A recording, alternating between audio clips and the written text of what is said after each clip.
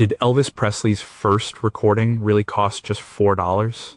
Was the song a gift for his mother, almost never made because he thought the price was too high?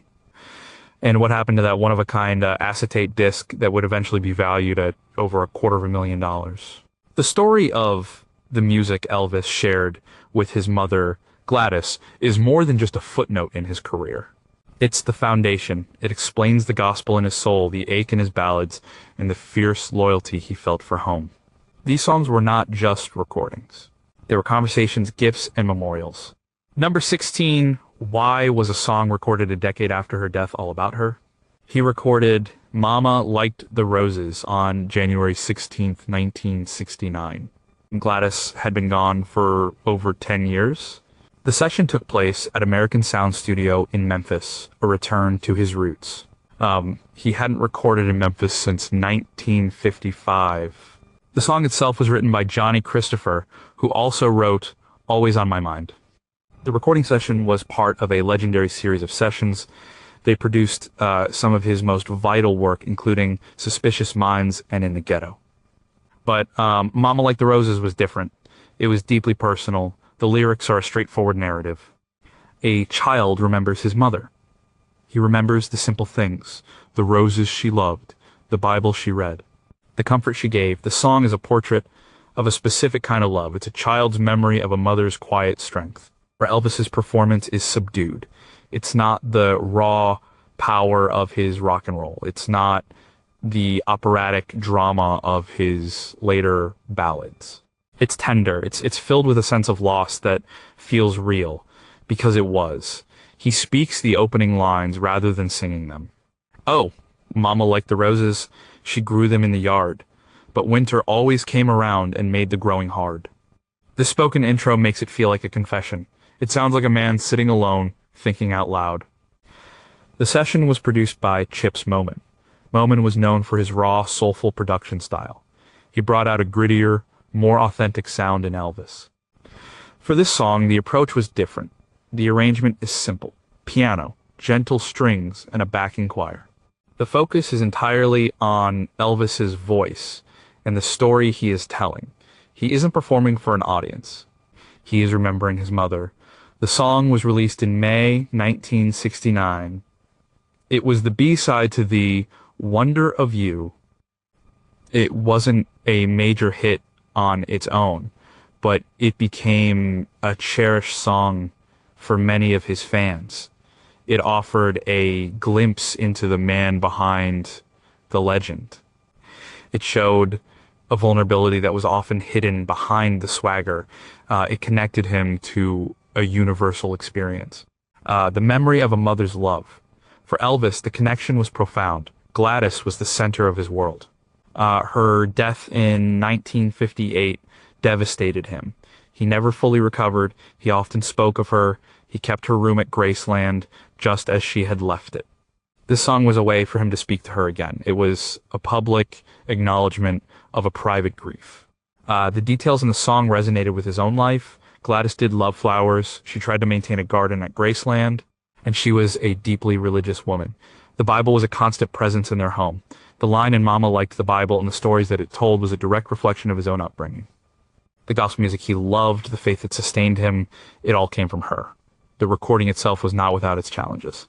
Elvis was known for his perfectionism in the studio. He would do take after take until he felt he had captured the right emotion. For Mama Liked the Roses, the emotion was close to the surface. He had to be careful not to let the grief overwhelm the performance. He needed to convey sadness, not collapse into it. He managed to find that delicate balance. The song's placement in his career is significant. The 1968 comeback special had reignited his creative fire. He was no longer making mediocre movie soundtracks. He was making real music again. The Memphis sessions were a declaration of artistic intent. He was reclaiming his legacy. By recording Mama Liked the Roses during this period, he was also reclaiming his past. He was acknowledging the source of his strength. He was honoring the woman who believed in him before anyone else did. It's a simple song. There are no complex metaphors or intricate melodies. but its power lies in its simplicity. It's a direct, honest expression of love and loss. For Elvis, singing this song was a way of keeping his mother's memory alive. It was a way of saying that, even after all the fame and, all the years, he was still her son, and he still missed her. Number 15, could a Christmas song capture the loneliest time of his life? Elvis was drafted into the U.S. Army in March 1958. 6 months later, in August, Gladys died. He was granted emergency leave to attend her funeral. He was inconsolable. His grief was immense and public. He then had to return to his duties stationed in Germany. That first Christmas without her was brutal. He was thousands of miles from home in a foreign country, mourning the most important person in his life. In 1957, a year before her death, he had recorded Elvis's Christmas album. It was a huge success. It included sacred hymns like Silent Night and rock and roll holiday songs like Santa Claus is Back in Town. One of the most poignant songs on that album was I'll Be Home for Christmas. When he recorded it, it was just a popular holiday song. After Gladys died, it took on a new, heartbreaking meaning for him. The song is sung from the perspective of a soldier overseas. He writes a letter home promising he will be there for Christmas, if only in my dreams. For Elvis, stationed in Germany in the winter of 1958, this was no longer just a song. It was his reality. He was the soldier. Home was Graceland, but home was also Gladys, and he could never truly go home to her again. His friends in the army said he was quiet and withdrawn during that period. He would play records, but he often avoided his own. Hearing his own voice, so full of joy and confidence, was too much of a contrast to the emptiness he felt. But the Christmas songs were different. They were tied to his memory of her. They had celebrated the previous Christmas together at Graceland, their first in the new home. The album was her favorite Christmas record. Listening to I'll Be Home for Christmas in Germany must have been a strange experience for him. He was hearing his own voice sing about a longing he was now feeling in the most profound way possible. The song's promise, You Can Plan on Me, was a promise he couldn't keep. He was not going to be home for Christmas. And when he did finally come home, she would not be there. The original recording from 1957 at Radio Recorders in Hollywood is notable for its warmth. His voice is rich and sincere. The backing vocals by the Jordanaires are like a soft blanket. The arrangement is classic 1950s pop. It was designed to evoke a feeling of nostalgia and comfort. For Elvis, after August 1958, that comfort was likely mixed with a deep sense of pain. The song was written in 1943 by Kim Gannon and Walter Kent. It was originally recorded by Bing Crosby. It became a staple for soldiers serving in World War II. It captured the collective longing of a nation at war. Elvis, by recording it, was connecting to that tradition. He couldn't have known that he would soon be living out the song's narrative himself. His relationship with his mother was incredibly close. They had their own private language. They shared a bond that many people found unusual. He called her by pet names. She was his confidante and his biggest supporter. Her death left a void that fame, money, and adoration could never fill. The holidays, a time for family, only amplified that void. So when he heard his own voice singing, I'll Be Home for Christmas, he was hearing a ghost. The ghost of a younger, more innocent self, the ghost of a life where his mother was waiting for him at home. The song became a memorial. It was no longer just a holiday standard. It was a personal testament to his grief. It was a song about a home that no longer existed. A home that was defined by a person, not a place. And that person was gone. It's a powerful example of how a song's meaning can be completely transformed by life's cruel turns. Number 14, what did Gladys think of her own on-screen appearance? The movie was Loving You, released in 1957. It was Elvis's second film and his first in a starring role. It was a major event. He was the biggest star in the world. The story was loosely based on his own rise to fame. A young delivery boy with a powerful voice is discovered and becomes a sensation. For Elvis, this film was personal, and he wanted his parents to be a part of it.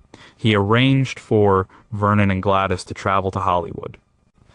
They were hired as paid extras. They appear in the audience during the final concert scene. As Elvis sings the closing number, Got a lot o' living to do. The camera pans across the crowd. For a brief moment, you can see them. Gladys is in a blue dress, clapping along, a look of pure pride on her face. Vernon is next to her, smiling. This was not a casual decision. It was incredibly important to Elvis. He wanted to share his new world with them. He wanted to give them a piece of the magic. But for Gladys, the experience was overwhelming. She was a simple country woman from Mississippi. Hollywood was another planet. The lights, the cameras, the sheer scale of the production, it was all too much. She was intensely shy and uncomfortable in the spotlight. She was proud of her son, but she hated the chaos that surrounded him. She worried constantly. She worried about his safety, about the girls who screamed and tore at his clothes. She worried about the people who were exploiting him. Hollywood, to her, was the epicenter of all those worries. After seeing the film, Gladys had a heartbreaking reaction. She reportedly cried. When Elvis asked her why, she said, "You was wiggling all over."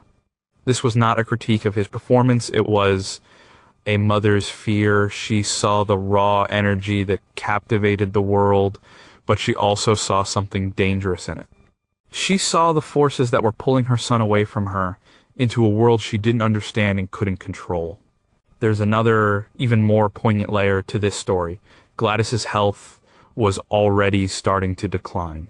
She'd been diagnosed with hepatitis. She was often tired and unwell. The trip to California was physically taxing for her.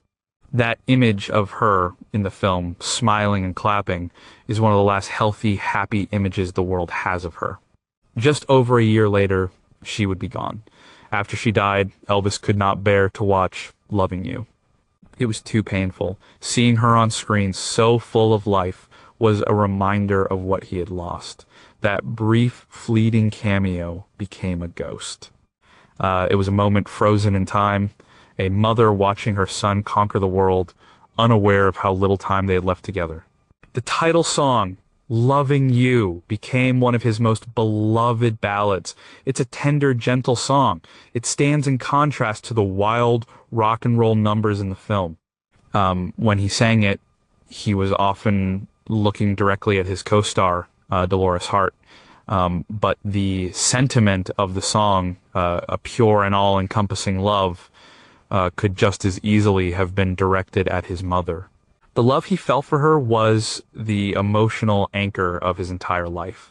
Her appearance in the film is more than a piece of trivia. It's a snapshot of a critical moment. The moment when Elvis's fame became so immense that it threatened to swallow the simple family life he came from. And it's a permanent record of a mother's pride mixed with a mother's fear. She was so proud it hurt. And in the end, the world she was so afraid of would contribute to the pressures that wore her down. Number 13, how did he dedicate a song to her on national television? On October 28th, 1956, Elvis made his second appearance on The Ed Sullivan Show. This was the most important television program in America. An appearance on Sullivan could make or break a career. His first appearance had been a sensation, but it had also solidified the controversy surrounding him. His movements were deemed too suggestive, too dangerous for mainstream television. For this second show, the pressure was on. Elvis was in New York. Gladys and Vernon were back home in Memphis watching on their new television set. And Elvis knew they would be watching. He knew the whole country would be watching. He decided to use this massive platform to send a personal message. He performed several songs that night. He sang Don't Be Cruel. Then he sang Love Me Tender. Then he turned to the audience, both in the studio and at home. He spoke directly to the camera. He explained that his next song was a new one. It was a hit for a country singer named Red Foley. And then he said it. He said this was his mother and father's favorite. He told the story of them asking him to sing this particular song. The song was, There'll Be Peace in the Valley for Me. It was a gospel song, a hymn. On the biggest stage in secular entertainment, Elvis Presley, the symbol of teenage rebellion, chose to sing a song about faith, death, and salvation. It was a shocking move. It was completely unexpected. The network, CBS, had initially been hesitant, but Elvis insisted. His performance was mesmerizing. He stood still. There was no wiggling, no sneering. He closed his eyes. He sang with a sincerity and passion that silenced the critics. His voice, so often a roar, became a prayer. He wasn't just performing a song, he was testifying, he was sharing a piece of his soul, and he was doing it for his parents. Back in Memphis, Gladys was overwhelmed. To hear her son on national television talk about her and her favorite song was an incredible moment of validation. She was a devout woman. Her faith was central to her life. She had raised Elvis in the church. They had sung these hymns together in the Assembly of God Church in Tupelo and Memphis. To see that faith being broadcast to millions of people by her son was a source of immense pride. It was a way of him telling the world, "This is who I am. This is where I come from." The public reaction was overwhelmingly positive. The network was flooded with letters and telegrams praising the performance. People who had dismissed him as a vulgar gimmick were forced to see another side of him. They saw the country boy, the churchgoer, the devoted son. It was a brilliant strategic move, whether intentional or not. It humanized him. It showed his depth. The song itself, written by Thomas Dorsey, is a song of comfort. It speaks of a place where there is no more sadness, no more trouble. The bear will be gentle, and the wolves will be tame, and the lion shall lay down by the lamb. For Gladys, who worried so much about the dangers of the world her son inhabited, these words must have been a great comfort. This performance was a pivotal moment. It was Elvis using his power to honor his roots. He was making a statement. He was saying that rock and roll and gospel were not mutually exclusive. They both came from the same place. The same southern soil, the same well of deep emotion, and for him they were both tied to the love of his mother. He wasn't just singing her favorite song, he was singing their story. Number 12 was his first number one, hit a song she understood. Heartbreak Hotel was released in January 1956. It sounded like nothing else on the radio. It was dark, moody, and filled with a sense of dread. The sound was stark. A slapping bass, a spare guitar line, a ghostly piano, and Elvis's voice, drenched in echo, sounding like it was coming from the end of a long, dark hallway. The lyrics were about a lonely place at the end of a lonely street where broken-hearted lovers go to die. This was his first single for his new label, RCA Victor. It was a massive gamble. RCA had paid an unprecedented $40,000 to buy his contract from Sun Records. They were expecting hits. Their executives in New York hated Heartbreak Hotel. They thought it was strange and morbid. They didn't understand the sound. They told him it would ruin his career. Elvis, however, insisted it would be his first single. He believed in the song. For Gladys, this new song must have been a shock. The music she loved was gospel. She also enjoyed the country and western ballads he had been singing. The songs from Sun Records like That's All Right and Blue Moon of Kentucky were upbeat and energetic. Heartbreak Hotel was different. It was a song about profound despair. Gladys's entire life was focused on her son's well-being. She worried about his happiness. A song about a place where people were so sad they wanted to die was likely unsettling for her. It was a world away from the hopeful hymns she had taught him. Did she wonder where this darkness came from in her son? Did it frighten her? The song was a smash hit. It went to number one on the Billboard charts. It sold over 1 million copies. It was a song that made Elvis Presley a national phenomenon. It was the song that changed everything. Suddenly, her son wasn't just a regional star. He was the most famous person in America. Their lives were turned upside down. The success of Heartbreak Hotel brought immense wealth. Elvis bought his parents a new house on Audubon Drive in Memphis. This was a huge step up from their previous homes. For Gladys, it was a dream come true. She had a beautiful home. Her son was successful beyond their wildest imaginings. But the success also brought the things she feared.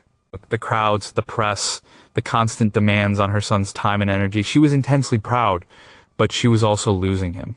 He was no longer just her boy. He belonged to the world, and Heartbreak Hotel was the song that did it. It was the key that unlocked the door to a world of fame and fortune, but also a world of isolation and pressure. The song's theme of loneliness would become an ironic prophecy for Elvis's own life. The song was inspired by a newspaper article about a man who had taken his own life, leaving behind a note that said, "I walk a lonely street." The songwriters Mayborn Axton and Tommy Durden turned that line into a powerful gothic blues number. And Elvis's genius was in his ability to inhabit that loneliness. He made it feel real.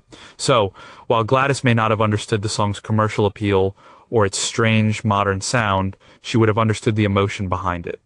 She knew her son's capacity for deep feeling. He was a sensitive boy, prone to melancholy. Perhaps she heard in Heartbreak Hotel not just a pop song, but a reflection of the sadness he was capable of feeling. And that, more than anything, would have worried her. The song that made him a king was also a song that spoke of a deep, dark loneliness. A loneliness that would haunt him for the rest of his life. Number 11. How did a simple ballad cement their bond? In early 1956, Elvis recorded I Was the One. It was the B-side to Heartbreak Hotel.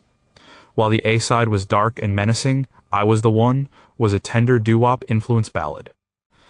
It tells the story of a lost love.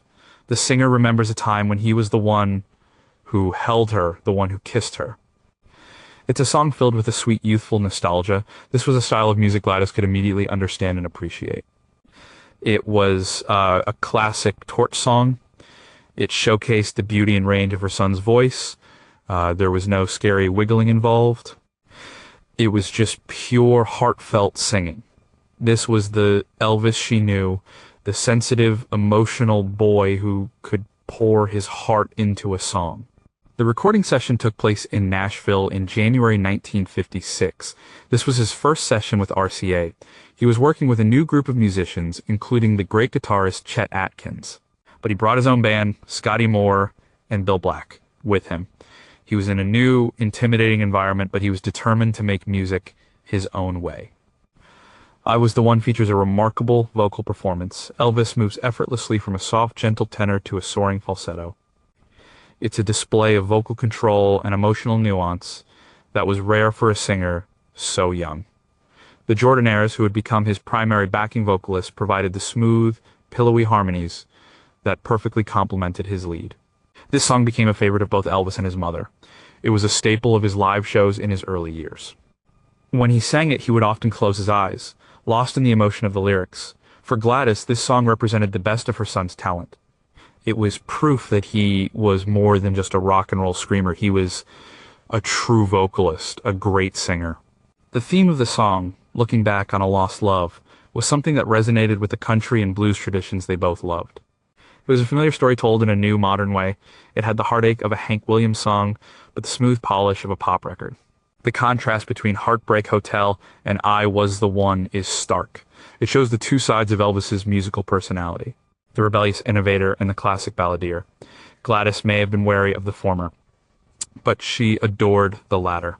Her songs, like I Was the One, were a comfort to her. They were a reminder that beneath the leather jacket and the sneer was the same gentle boy she had raised. This song also represented a turning point. It was part of the package that launched him into the stratosphere. Every new record brought more fame, more money, and more distance. But these ballads acted as a bridge between his new life and his old one. They were common language he could share with his mother. When he sang a song like I Was the One, he was singing in a way she had always understood. He was connecting with her even as the world was pulling him away. It's a testament to the song's quality that it holds up so well.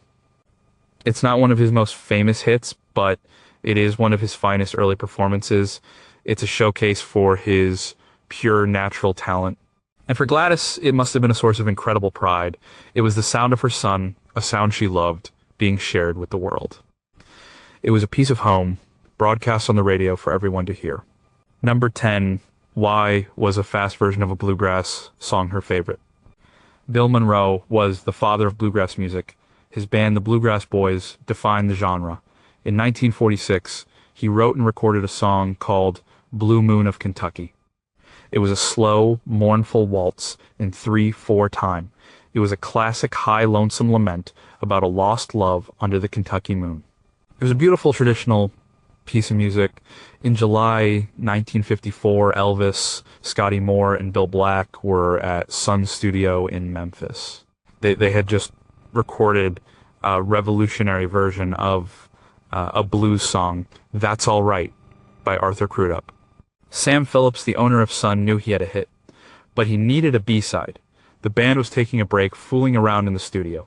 Bill Black started slapping his upright bass and singing Blue Moon of Kentucky in a high, goofy voice.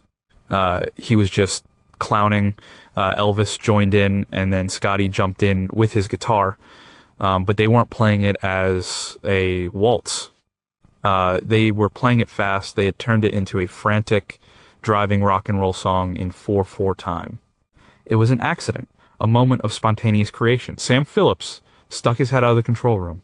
What are you doing?" he asked. They thought they were in trouble. "Back up," Sam said. "Try to find a place to start and do that again." He hit the record button. What they captured on tape was pure energy. It was a collision of styles. The heartache of bluegrass, the rhythm of the blues, and the speed of a runaway train. When Elvis took the record home to his parents, they listened to both sides. That's All Right was the A side. It was the song that would launch his career, but Gladys had a special affection for the B side. Blue Moon of Kentucky was a song she knew. It was a familiar tune from the Grand Ole Opry radio shows she listened to, but her son had transformed it. More importantly, the song spoke of home. Gladys was from Kentucky. The Blue Moon of Kentucky was her moon. The song connected her son's new strange music to a place she understood and loved. It was a bridge between her past and his future. She reportedly loved the fast version. She loved the energy. She loved hearing her son take a classic song and make it his own. The record was a local sensation. Dewey Phillips, a Memphis DJ, played both sides on his radio show. The response was overwhelming. Listeners called in, demanding to hear the songs again and again. Interestingly, in many parts of the South, it was Blue Moon of Kentucky that got more attention than That's All Right. The country audience gravitated towards the familiar title, even if the arrangement was shocking. Bill Monroe himself heard the record. At first, he was not happy. He thought Elvis had desecrated his song. But then the royalty checks started coming in. And they were bigger than any checks he had ever received before. He changed his tune. He even started performing his own sped-up version of the song in his live shows. For Gladys, the song was more than just a hit record. It was a personal connection. It was a shout-out to her home state. It was a piece of her world reimagined by her son. Every time she heard it on the radio, it was a reminder of where they came from and a testament to how far her boy had gone. It was the sound of a revolution, but it was a revolution that still remembered its roots. And for Gladys, that was everything. Number 9. What really happened the night rock and roll was born? The story is a legend. July 5th, 1954. Sun Studio, a hot Memphis night. Elvis Presley had been called in by Sam Phillips to try recording some songs. The session was not going well. They had tried ballad after ballad. Nothing was clicking. Elvis was nervous. His voice was good, but the magic wasn't there. Sam was about to send everyone home. During a break, Elvis picked up his guitar and started fooling around. He began singing an old blues song, That's All Right, written by Arthur Big Boy Crudup. He wasn't performing. He was just singing for himself, full of nervous energy. He sped up the tempo. He changed the rhythm. And Bill Black joined in on his bass, slapping it like a drum. Scotty Moore picked up his guitar and started playing a frantic melodic lead. It was a sound no one had ever heard before. It wasn't blues. It wasn't country. It was something new. Something raw and exciting. Sam Phillips in the control booth heard it. He knew in an instant that this was it. This was the sound he had been looking for. He told them to do it again, and this time he recorded it. When Elvis brought the acetate of That's All Right home to the small apartment at Lauderdale Courts, he was excited but also apprehensive. This was not the kind of music his mother typically listened to. It was a blues song born in the juke joints of Mississippi. It was raw and a little bit dangerous. Gladys listened. Vernon listened. Her reaction was one of pure, unadulterated pride. She didn't care about the genre. She didn't analyze the rhythm. She heard her son's voice, a voice she had known and loved his whole life. And she heard the joy in it. She heard the confidence. She heard the sound of him finally finding his own way. This song was the culmination of everything she had poured into him. The church music, the country radio shows, the blues singers he heard on Beale Street. It was all there, mixed together in this new explosive sound. For Gladys, it wasn't the birth of rock and roll. It was the sound of her son becoming the man he was meant to be. The success of the record was immediate and local. When it was first played on the radio, the switchboard at the station lit up. People had never heard anything like it. Elvis was called in for an on-air interview that very night. He was so nervous he could barely speak. One of the first questions the DJ asked him was what high school he went to. It was a coded way of telling the audience that this singer who sounded so black was, in fact, white. For Gladys, the pride was likely mixed with a new kind of fear. The phone started ringing off the hook. People started showing up at their apartment. Her quiet life was over. Her son was suddenly public property. The force unleashed by That's All Right was thrilling, but it was also terrifying. She had always been protective of Elvis. He was her only surviving child. His twin brother, Jesse Yaron, was stillborn. That loss created an incredibly intense bond between mother and son. She saw him as a precious, fragile gift, and now the world wanted a piece of that gift. That's All Right was the beginning of the end of their simple life. It was the sound that would buy them Graceland, but it was also the sound that would put up the gates. It was the sound of a dream coming true and the sound of a nightmare beginning. But on that first night, when she heard it on the small record player in their apartment, it was just the sound of her boy. And it was the most beautiful sound in the world. Number 8, was he singing about a girl or his mother? I'll Never Stand in Your Way is a song of pure devotion. The lyrics are a promise. I'll never stand in your way. If you must go, well then go. I'll get along somehow. It's a song about a love so deep that it's willing to let go for the other person's happiness. It's a selfless, unconditional love. I think Elvis recorded this song twice in his very early days. The first time was in January 1954. He had returned to Sun Studio, paying his own money again to make a second personal record. He recorded I'll Never Stand in Your Way and It Wouldn't Be the Same Without You. This was 6 months before he would record That's All Right. He was still just a kid with a dream. On the surface, the song is a standard love ballad, a boy singing to a girl who is leaving him. But for Elvis, the lines between romantic love and filial love were often blurry. The most intense and defining love of his life was his love for his mother. The kind of unconditional, self-sacrificing love described in the song is a perfect description of his feelings for Gladys. Think about the context. He was a young man desperate to be a singer. He knew that if he succeeded, his life would change dramatically. He would have to leave home, he would have to travel, he would have to enter a world that was completely foreign to his parents. The song could be seen as a message to his mother, a promise that his ambition was not a rejection of her, a plea for her blessing. He is essentially saying, I have to do this. I have to chase this dream, but my love for you will never change. The line I'll get along somehow is particularly poignant. It's the bravado of a young man trying to reassure his worried mother.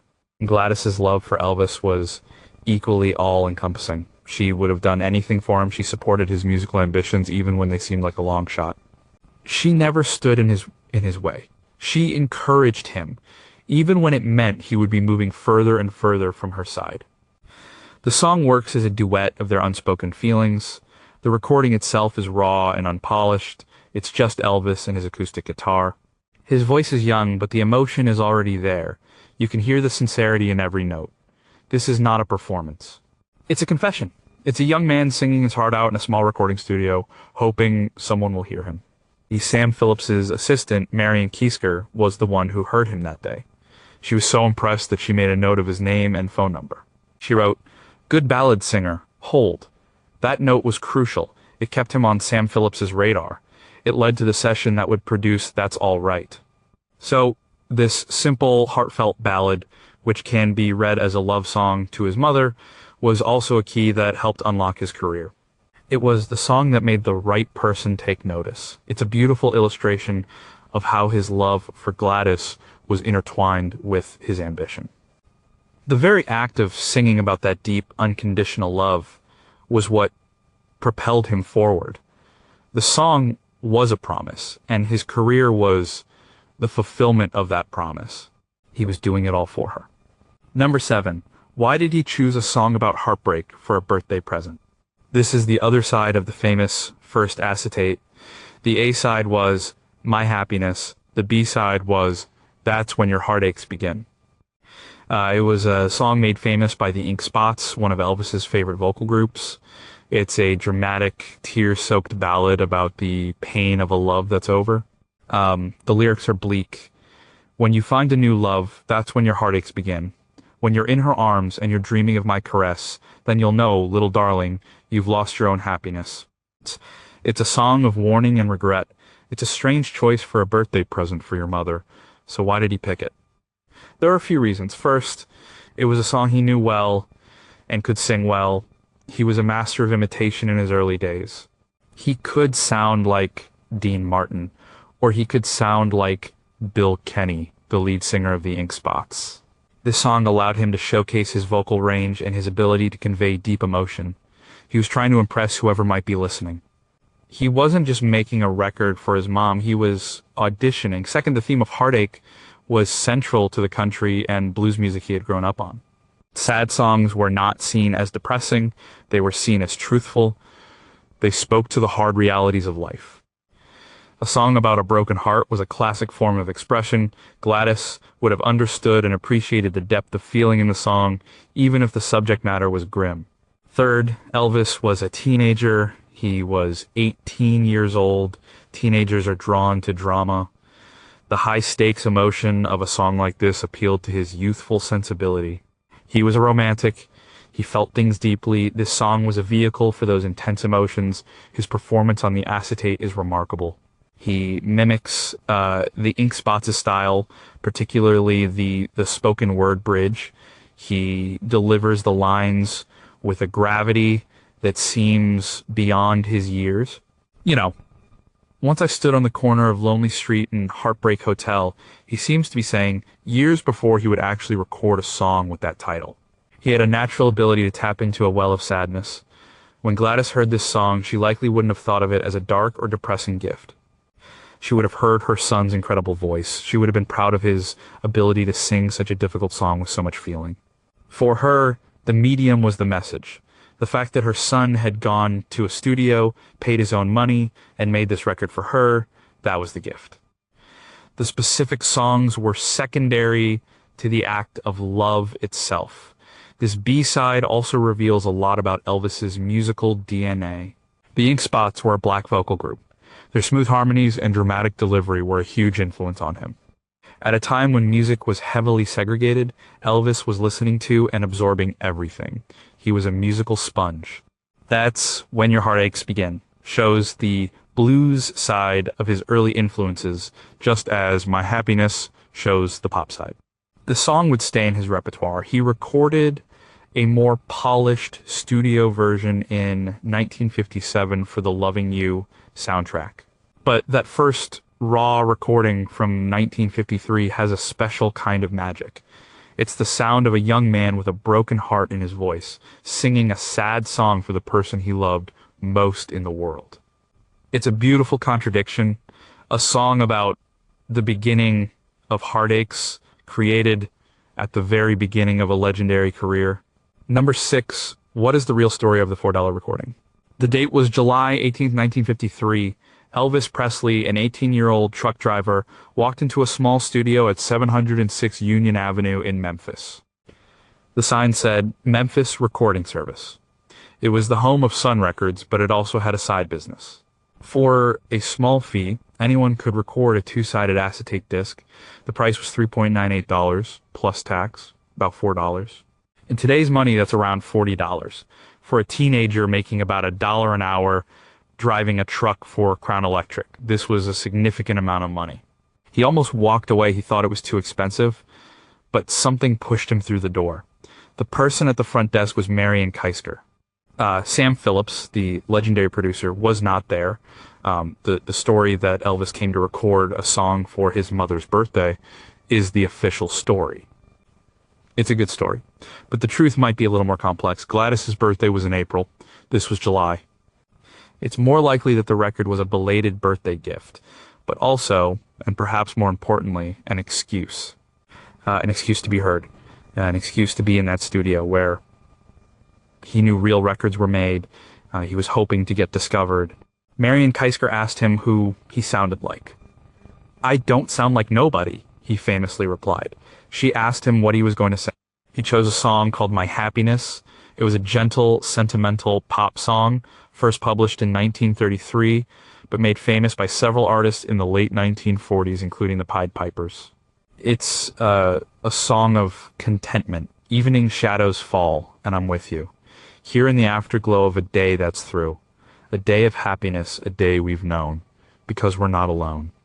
It was a safe choice, a popular song that showcased his pleasant singing voice. He sang it simply, accompanying himself on a beat-up acoustic guitar. He was nervous. You can hear it in the recording. His voice is high and a little shaky, but the quality is undeniable. There's a sweetness and a sincerity there that is captivating. Keisker was intrigued.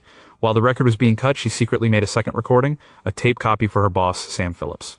She knew there was something special about this kid. She wrote down his name and phone number. Elvis paid his $4 and took his one-of-a-kind record.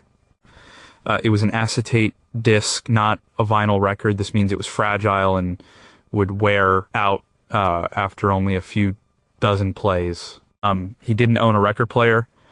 He took the disc to his friend's house, Ed Leake. He and his parents gathered around the phonograph. Gladys's reaction was emotional. She cried. To her, this was an incredible gesture. Her son, who had so little money, had spent a week's worth of lunch money to make this for her. It was a tangible expression of his love. It was also proof of his talent. It wasn't just a boy singing in the living room anymore. It was real. That single acetate disc became one of her most prized possessions. It was a symbol of her son's love and his big dream.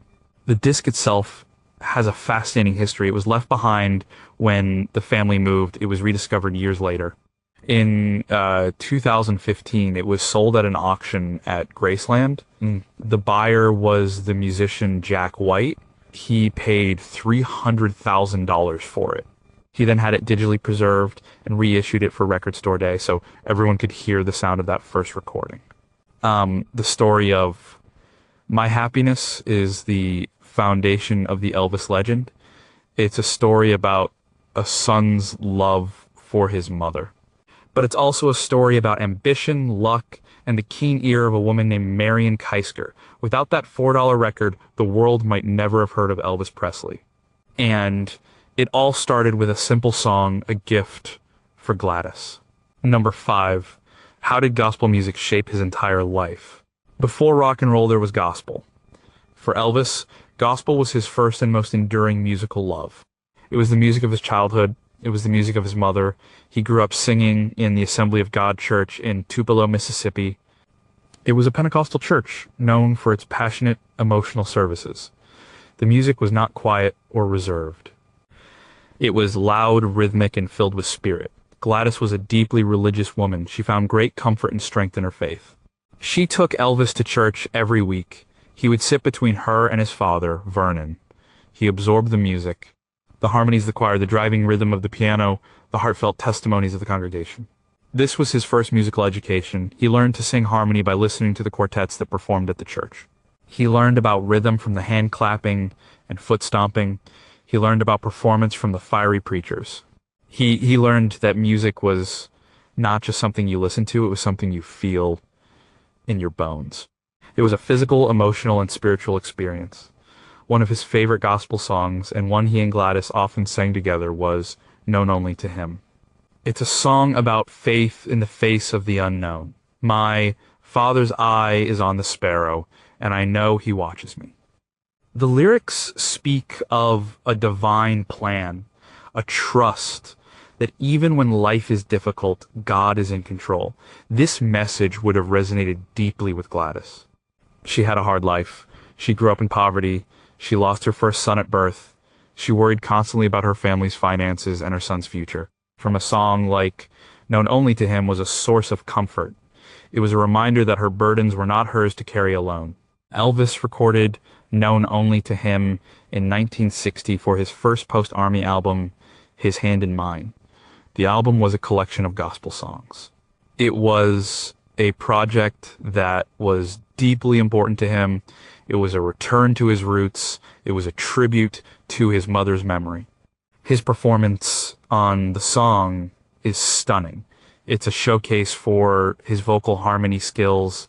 He sings all four parts of the quartet himself through the magic of overdubbing. It's a technical marvel, but it's also incredibly soulful. You can hear his love for the music in every note. You can hear the influence of the gospel quartets he idolized, like the Statesmen and the Blackwood Brothers. This love of gospel music never left him. Throughout his career, in the studio, backstage, or at home at Graceland, he would always return to gospel.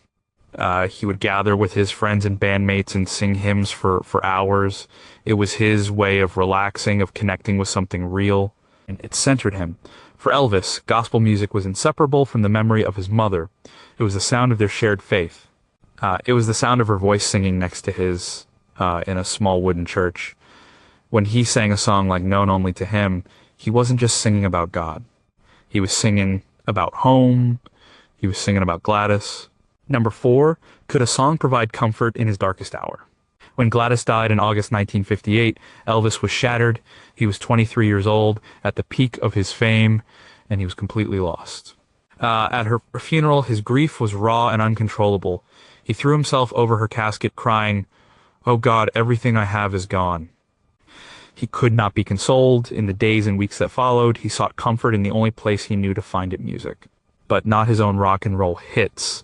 He turned to the gospel songs his mother had taught him. He had the gospel quartet, the Blackwood Brothers, come to Graceland. He asked them to sing at Gladys's funeral. One of the songs they sang was, "Take My Hand, Precious Lord." This hymn was one of Gladys's absolute favorites. It was written by Thomas Dorsey, the same man who wrote "There'll Be Peace in the Valley for Me." Dorsey wrote the song in 1932 after his wife and newborn son died in childbirth. It is a song born from unimaginable grief. It is a desperate plea for guidance and strength. "Precious Lord, take my hand, lead me on, let me stand. I am tired, I am weak, I am worn. Through the storm, through the night, lead me on to the light. Take my hand, precious Lord, lead me home." For Elvis, sitting at his mother's funeral, these words were not abstract. They were his reality. He was tired. He was weak. He was worn. He was lost in a storm of grief. The song was a prayer. It was a cry for help. He would record his own version of "Take My Hand, Precious Lord" in 1957 for his Christmas album. His rendition is gentle and heartfelt. He sings it with a quiet reverence.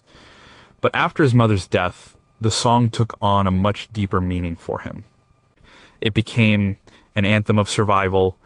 He often sang it in private moments, at home at the piano. It was a way for him to connect with her, to feel her presence. It was a way of processing his grief. The music provided a structure for his pain. It gave voice to a sorrow that was too deep for words. The song's message of being led home is also significant. Home, for Elvis, was always synonymous with Gladys. With her gone, he was unmoored. The idea of being led to a final, peaceful home was a powerful source of comfort. It was a promise of reunion, a promise of an end to the pain. The story of Elvis and this song is a powerful reminder of how music can function in our darkest moments. It's not about entertainment, it's about survival. It's a lifeline. For Elvis, "Take My Hand, Precious Lord" was the hand he held onto when he felt like he was drowning. And it was a hand that had been placed by his mother long ago in a little church in Mississippi. Number 3, was this his most personal gospel performance? The year was 1966. Elvis's career was adrift. He was stuck in a cycle of making bland, formulaic movies and recording their equally uninspired soundtracks. The creative fire that had defined his early career seemed to have been extinguished. He was frustrated and creatively starved. In May of that year, he went into a studio in Nashville to record a new gospel album. It would be called "How Great Thou Art." This was not a project dictated by his manager or the movie studios. This was for him. It was a return to the music that mattered most. One of the standout tracks on the album was a song called Crying in the Chapel. The song had been a hit for the country singer Daryl Glenn in 1953. It tells a simple story. A person, troubled and lost, finds peace not in a grand cathedral, but in a small local chapel. The experience is personal, intimate, and transformative. My burdens are lighter, and my heart is free. I'm sure he is waiting, if you'll go with me. Elvis had actually recorded the song 5 years earlier in 1960 during the sessions for his Hand in Mine gospel album. But for some reason, the track was shelved. It was not released. When he was assembling the How Great Thou Art album, he went back to that 1960 recording. He knew it was special. His performance is a masterclass in subtlety and control. He sings with a quiet intensity. His voice is full of reverence and wonder. It's not the performance of a superstar, it's the performance of a true believer. The song's message of finding solace in a simple, humble place of worship would have been deeply meaningful to him. It was a direct reflection of his own experience in the Assembly of God churches of his youth. For Elvis, the chapel was a symbol of his mother's faith. It was her world. It was a world of simple, unwavering belief. At a time when his own life was complicated and unfulfilling, the idea of returning to that simple faith was incredibly appealing. Singing Crying in the Chapel was a way of going home. It was a way of reconnecting with the values his mother had instilled in him. When the song was finally released as a single in 1965, it was a surprise hit. It reached number 3 on the Billboard charts in the US and was a number 1 hit in the UK. It was his biggest hit in years. Its success proved that the public still had an appetite for his more sincere, soulful music. It was a validation of his instincts. The song's success was also a tribute to Gladys's enduring influence. Years after her death, the music she had loved, the music she had shared with her son, was still at the heart of his greatest artistic achievements. Crying in the Chapel is more than just a beautiful gospel song. It's a testament to the fact that no matter how far he traveled, no matter how famous he became, Elvis never lost the faith his mother gave him. He just needed to find a quiet place to reconnect with it. Number 2, how did a cowboy song become a love song?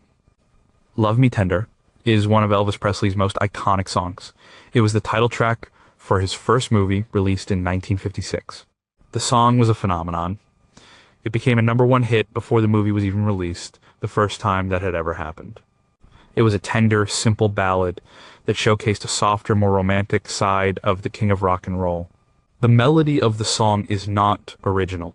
It's based on a Civil War-era ballad called Ora Lee. The new lyrics were written by Ken Darby, but he credited them to his wife, Vera Mattson, and to Elvis Presley. Elvis had very little to do with the actual writing, but getting a songwriting credit meant he would receive a share of the publishing royalties. This was a common practice at the time, engineered by his manager, Colonel Tom Parker. The song is a straightforward declaration of love. Love me tender, love me sweet, never let me go. You have made my life complete, and I love you so. In the context of the movie, he is singing to his love interest. But for Elvis, and for his audience, the song became a personal statement. For Gladys, Love Me Tender was the perfect Elvis song. It was gentle, beautiful, and romantic. It was everything she loved about his voice, with none of the controversial swagger. She adored the song. It was a source of immense pride for her. Her son, the movie star, singing this beautiful love song to the entire world. There's a famous story from one of his early live performances of the song. He was on stage at the Mississippi-Alabama Fair and Dairy Show in his hometown of Tupelo in September 1956.